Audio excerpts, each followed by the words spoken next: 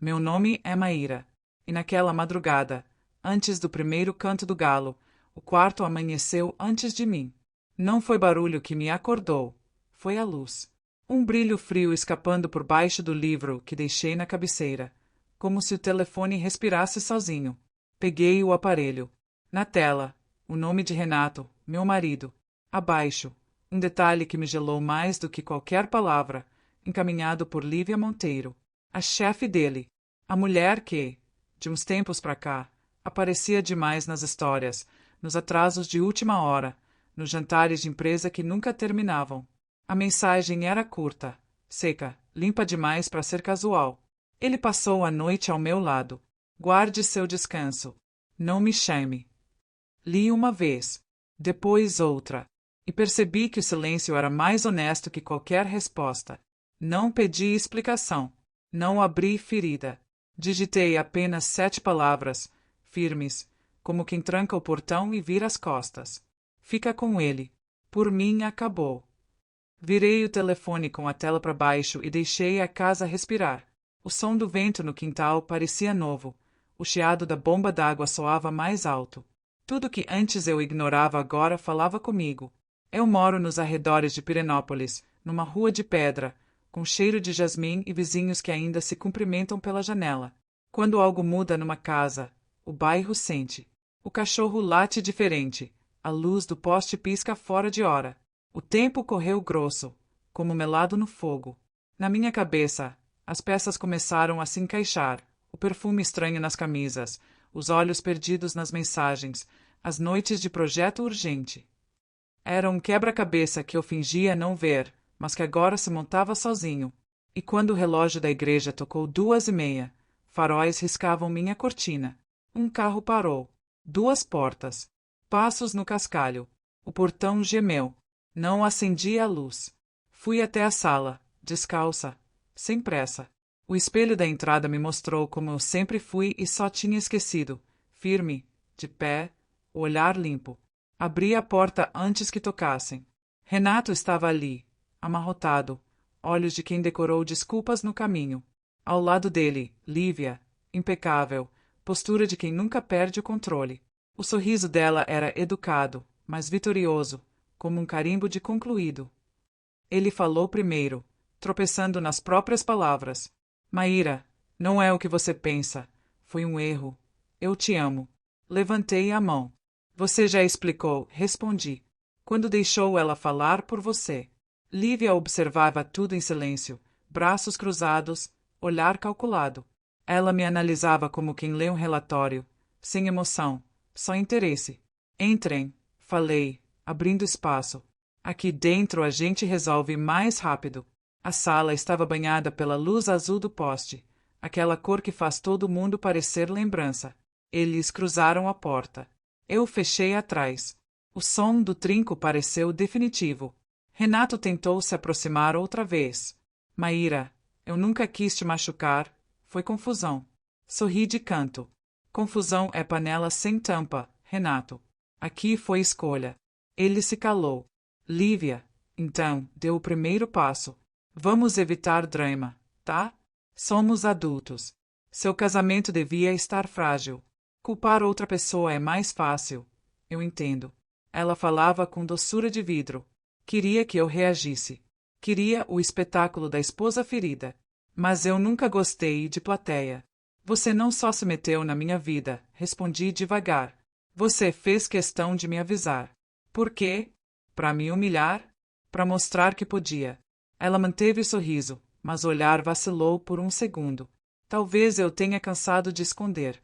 Ou talvez, eu disse, me aproximando, você já tenha feito isso antes. O ar parou. O silêncio entre nós era quase físico. Renato, ao fundo, pigarreou, tentando existir.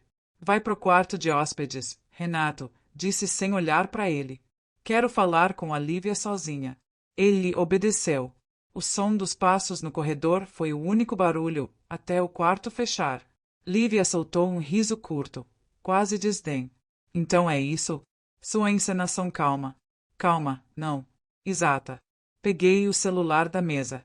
A luz da tela cortou o escuro. Um único ícone, arquivo. Há semanas eu parei de adivinhar. Continuei. Fogueira é que vive de suposição. Quando a gente quer saber, a gente procura. Ela arqueou uma sobrancelha. Você tá me ameaçando. Tô te oferecendo escolha.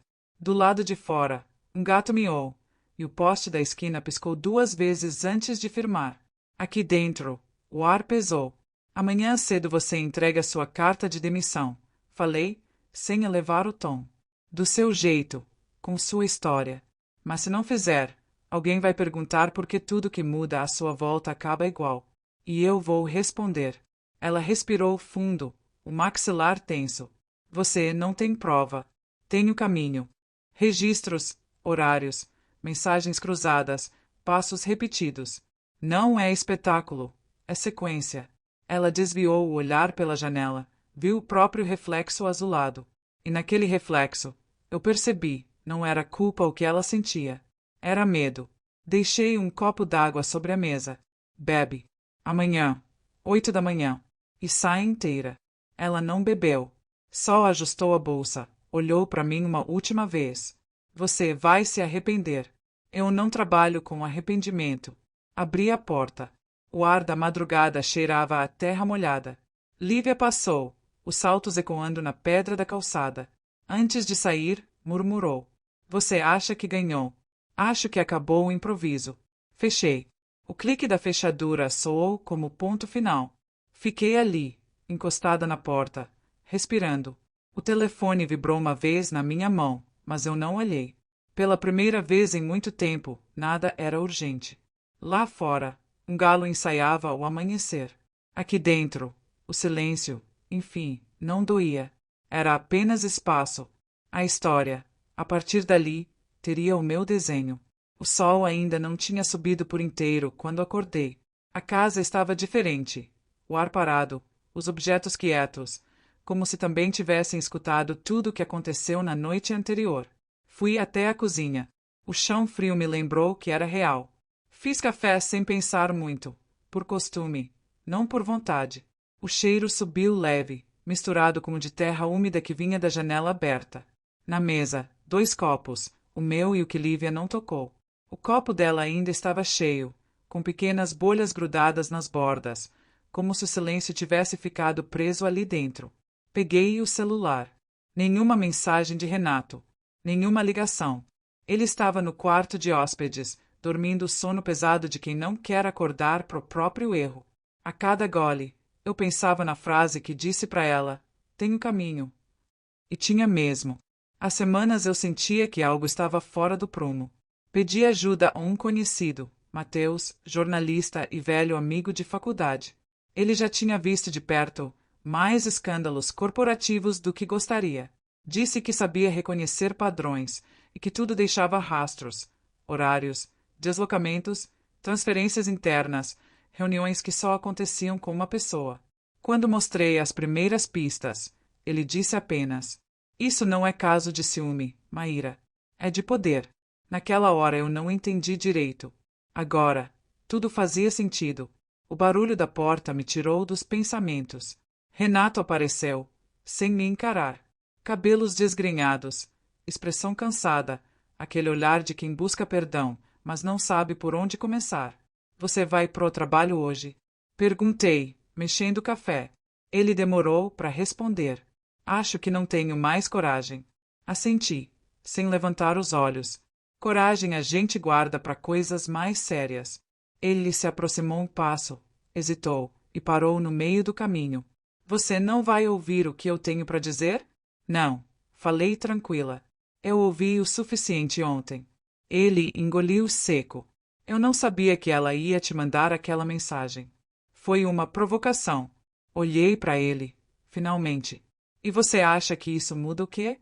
Renato suspirou, passou as mãos no rosto e disse baixo: eu me perdi, Maíra. Eu sei. E virei o olhar para a janela. Mas o problema é que agora eu me encontrei. Ele ficou em silêncio. Por um instante, pensei que fosse chorar. Em vez disso, foi pro quarto. Pegou uma mochila, algumas roupas e as chaves do carro. Não disse nada. Nem precisava. Quando a porta bateu, senti o ar entrar de novo. Como se a casa tivesse voltado a respirar. Peguei o celular e mandei uma única mensagem para Mateus. Pode seguir. Ele respondeu poucos minutos depois. Já imaginava. A história dela é maior do que parece. Fechei os olhos. Eu o sabia. Lívia não era apenas uma mulher apaixonada. Era alguém acostumada a brincar com o poder, a testar limites, a usar pessoas como degraus. E eu tinha acabado de tirar um deles do caminho. Mais tarde, saí para andar. As ruas de Pirenópolis estavam cheias de vida, vendedores de pão, o sino da igreja, o cheiro de empada saindo das padarias. Tudo parecia igual, mas nada era igual para mim. Na praça, um grupo de senhoras conversava sobre a frente fria que vinha de Anápolis. Cumprimentei uma ou duas e continuei andando. A cidade pequena tem esse dom. Finge que não vê, mas sente. Eu sabia que logo os olhares curiosos chegariam, as perguntas disfarçadas de tudo bem, os conselhos que ninguém pede. Mas dessa vez, eu não me importava. Voltei para casa perto do meio-dia. O celular vibrou. Mensagem de Mateus. Maíra, tem mais coisa. Achei registros de 2 transferências internas feitas por ela, uma em Goiânia, outra em São Paulo. Os 2 casos terminaram igual. Chefe casado, esposa que sumiu das festas, e a tal licença repentina. O padrão é o mesmo. Encostei no balcão e deixei a mensagem aberta, olhando pro nada. Era isso. Não era sobre amor. Era sobre domínio, sobre controle. O mesmo frio da madrugada voltou. Não era medo, era clareza. Fui até o quarto. Abri o guarda-roupa e vi o espaço vazio de onde Renato tirou as roupas. Na prateleira de cima. A aliança que ele esqueceu. Peguei, fechei a mão e fiquei ali, respirando devagar. Agora, eu sabia o que vinha pela frente. E, pela primeira vez, não era vingança o que eu queria. Era justiça. Mas justiça feita com calma, daquelas que não gritam. Só acontecem. No fundo da minha cabeça, a voz de Mateus ecoava. Quando mexe com gente poderosa, é bom andar com cuidado. E eu pensei, eu não quero andar com cuidado. Quero andar com propósito. Naquela tarde, sentei diante do computador. Abri um novo e-mail.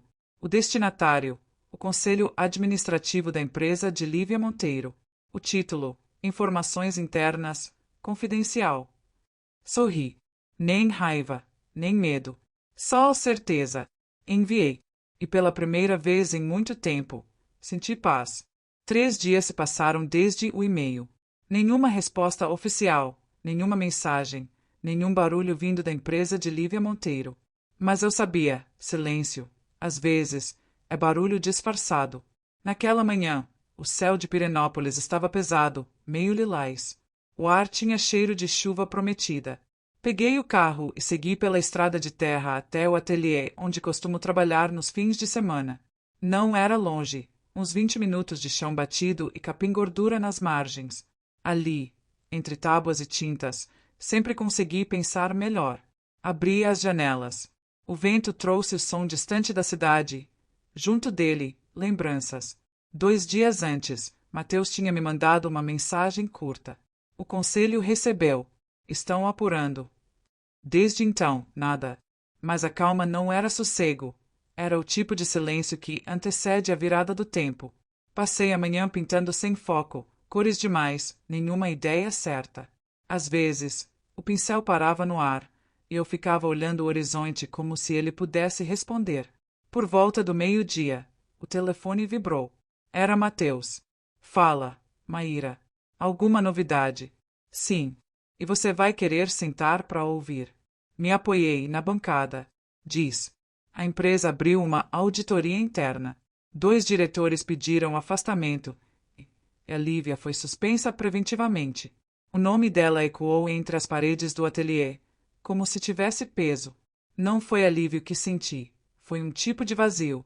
E o Renato? Perguntei sem pensar. Continua lá, meio perdido. Disseram que ele está evitando todo mundo.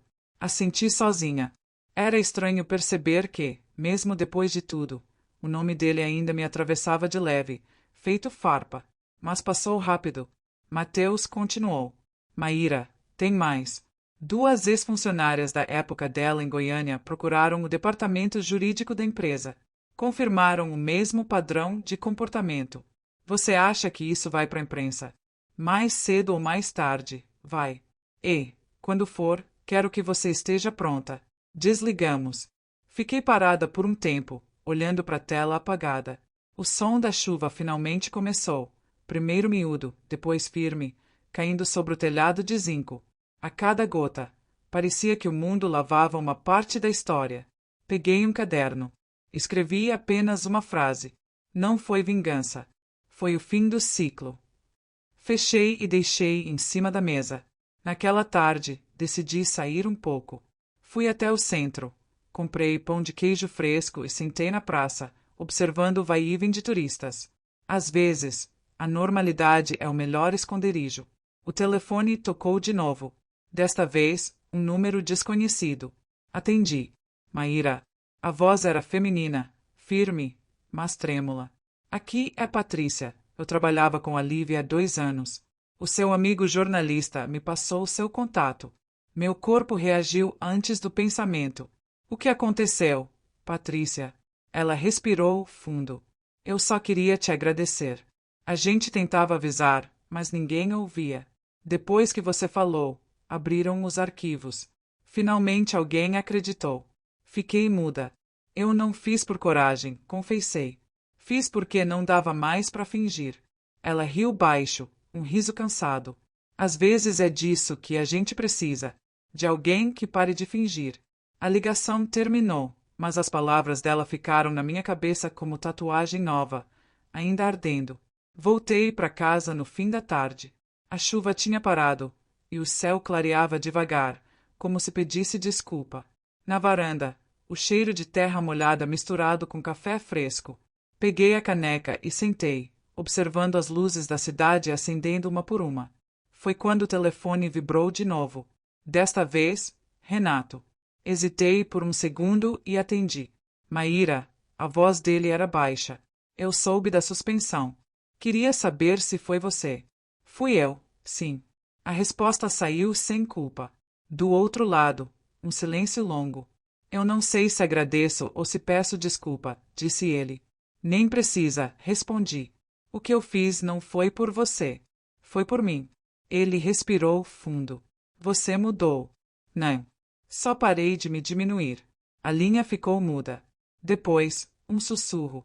Espero que você encontre paz. Já encontrei. E desliguei. Fiquei olhando o telefone na mesa. A tela escura refletia meu rosto. Outro. Novo. Inteiro.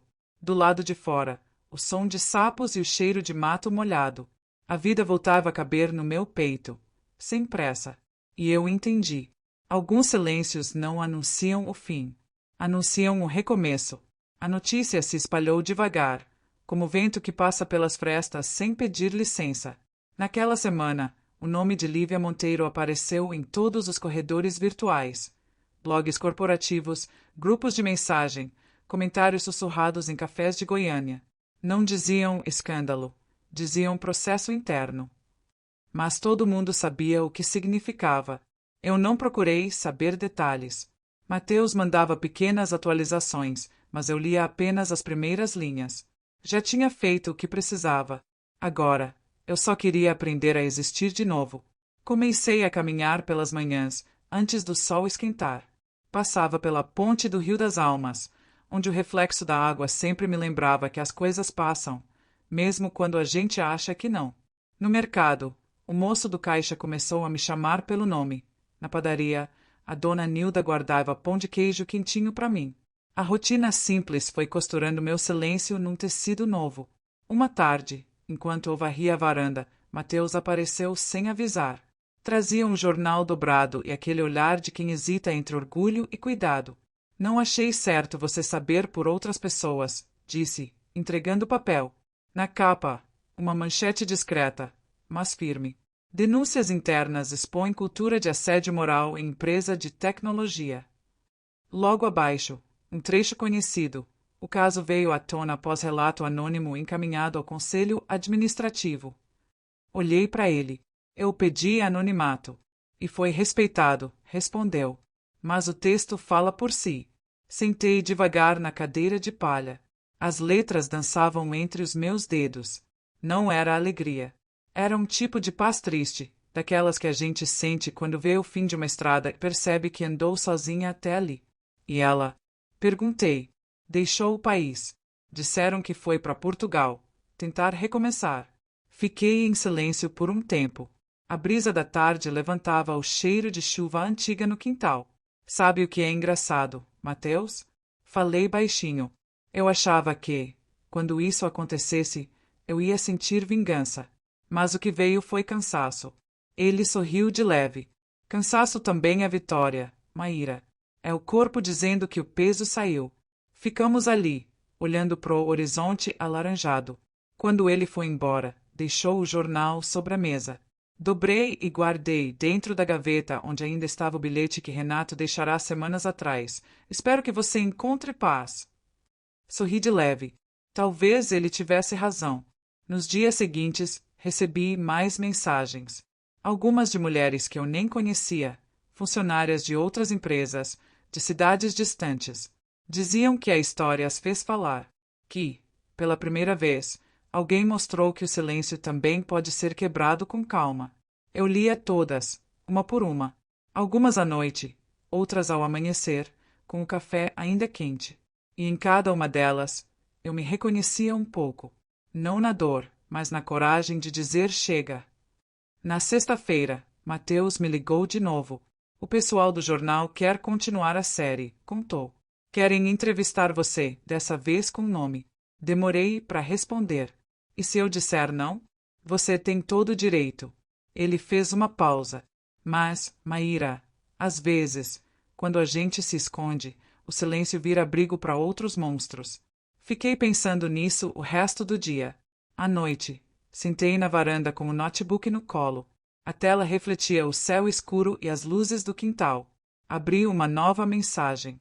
O destinatário era o mesmo jornalista que tinha escrito a primeira matéria. Escrevi: posso conversar, mas quero que a história fale de todas, não só de mim. Enviei. O coração batia calmo, como o som distante de uma roda d'água. No dia seguinte, ele respondeu: é exatamente isso que queremos. Sorri. A chuva voltou a cair, fina, constante, lavando o jardim. Enquanto observava as gotas deslizando pelo vidro, percebi algo simples e bonito. Eu não era mais a mulher que descobriu uma traição. Era a mulher que aprendeu a recomeçar com dignidade. Algumas quedas são só o jeito que a vida encontra para fazer a gente abrir os olhos. A entrevista saiu numa terça-feira de céu limpo, mas o ar estava denso, como se o mundo segurasse a respiração. Na tela do jornal online, meu nome aparecia pela primeira vez, inteiro, sem abreviações. Maíra Falcão, a mulher que rompeu o silêncio. Fiquei olhando por longos minutos. O coração batia compassado, não de medo, mas de consciência. Aquela não era uma manchete sobre mim. Era sobre todas que tinham ficado caladas. Na padaria, Dona Nilda sorriu quando me viu. Vi você no jornal, menina. Fiquei orgulhosa. Obrigada, Dona Nilda. Sabe o que mais me impressionou? Disse ela, servindo o café. Você não falou mal de ninguém. Só falou de recomeço. Sorri. É que destruição já tem demais no mundo. Agora é tempo de plantar de novo. Saí da padaria e caminhei devagar pela rua principal. As pessoas me olhavam diferente. Não havia curiosidade, nem julgamento. Era um tipo de respeito silencioso, o mesmo olhar que a gente dá a quem volta da guerra em pé. Meu telefone não parava de vibrar. Mensagem de desconhecidas, convite de podcasts, perfis de mulheres que queriam conversar. Mas eu li tudo devagar, uma por uma. Responderia com calma. Sempre tive medo de virar espetáculo. Agora queria ser só exemplo. À tarde, Mateus me ligou. Vi a matéria. Foi linda. Foi verdadeira, respondi. Você viu o que aconteceu depois? Não. O grupo da empresa criou uma política nova para denúncias internas. Pela primeira vez, estão ouvindo as funcionárias. Fechei os olhos. Um suspiro me escapou, leve. Então valeu a pena. Do outro lado da linha, ele sorriu. Sempre vale, quando muda alguma coisa além da gente. Depois que desliguei, fiquei em silêncio. Olhei para o quintal, onde as flores do manacá balançavam com o vento. Pensei em tudo que se perdeu no caminho: o amor, a ingenuidade, a certeza das coisas, e percebi que, mesmo sem tudo isso, eu ainda tinha chão. No começo da noite, o telefone tocou de novo. Dessa vez, o número de Lisboa. Reconheci o código antes de atender. Maíra, a voz era fria, mas trêmula. Aqui é Lívia. Meu corpo se enrijeceu, mas a voz saiu firme. O que você quer? Ela hesitou. Só precisava dizer que eu li tudo. A entrevista, o artigo, e que eu entendi. Entendeu o quê, exatamente? Perguntei. Que o poder é um vício, e eu me viciei nele. Mas você me tirou do palco. E, pela primeira vez, eu vi o que fiz. Fiquei muda. Não esperava arrependimento. Eu não fiz para te destruir, Lívia. Eu sei. Ela fez uma pausa. Por isso te liguei. Para agradecer. O silêncio do outro lado não era mais arrogante. Era humano. Espero que encontre paz. Falei, repetindo as palavras que um dia ouvi de Renato. Talvez um dia, ela respondeu. Boa sorte, Maíra. A chamada terminou. Deixei o celular sobre a mesa, sem raiva, sem peso. Lá fora, o vento soprava quente, trazendo cheiro de goiaba do quintal vizinho. Sentei na varanda com um caderno novo. Escrevi. A verdade não devolve o que a gente perdeu, mas devolve a gente para nós mesmos. Fechei o caderno e respirei fundo. A noite estava clara, pontilhada de estrelas miúdas, o tipo de céu que parece conversar com quem olha por tempo demais. Peguei o celular e abri a câmera frontal. Não para postar nada, nem para mostrar vitória. Apenas para me ver. E, pela primeira vez, gostei do que vi. 2 meses depois, Pirenópolis já tinha voltado ao ritmo de sempre. O sino da igreja marcava as horas preguiçosas. O mercado cheirava a fruta madura e as crianças voltaram a correr descalças pelas calçadas. O tempo, de algum jeito, ajeita as coisas. E eu, que achava impossível me sentir leve outra vez, agora caminhava devagar pela rua, sem medo de olhar para ninguém. Naquela manhã, fui até a feirinha de sábado. Comprei flores de laranjeira, um pedaço de queijo fresco e pão caseiro. A vendedora, uma senhora de olhos gentis, me disse: "Cê tem um brilho bom, moça. Parece quem achou o lugar no mundo." Sorri. Talvez eu tenha achado, sim. De volta para casa, arrumei as flores no jarro antigo e deixei na janela. O cheiro doce invadiu a sala. Na mesa, o jornal que Mateus tinha deixado semanas antes já estava amarelado. Ainda assim, toda vez que eu passava por ele, sentia o mesmo silêncio bonito de missão cumprida. Mateus continuava escrevendo. Transformou a série de reportagens num projeto sobre mulheres que quebraram o silêncio em diferentes lugares do país. Às vezes, ele me mandava trechos. Outras vezes, vinha me visitar só para tomar café e conversar sobre nada. "Sabe que eu percebi, Maíra?" disse ele uma tarde, mexendo o açúcar na xícara. "Sua história não terminou quando tudo veio à tona. Terminou quando você escolheu viver.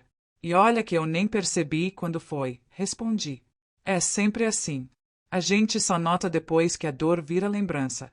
Ficamos em silêncio, ouvindo o barulho das cigarras no quintal. Era um som quente, de tarde preguiçosa. Na semana seguinte, recebi um convite. Uma escola estadual de Anápolis queria que eu falasse sobre coragem e recomeço no evento do Dia da Mulher.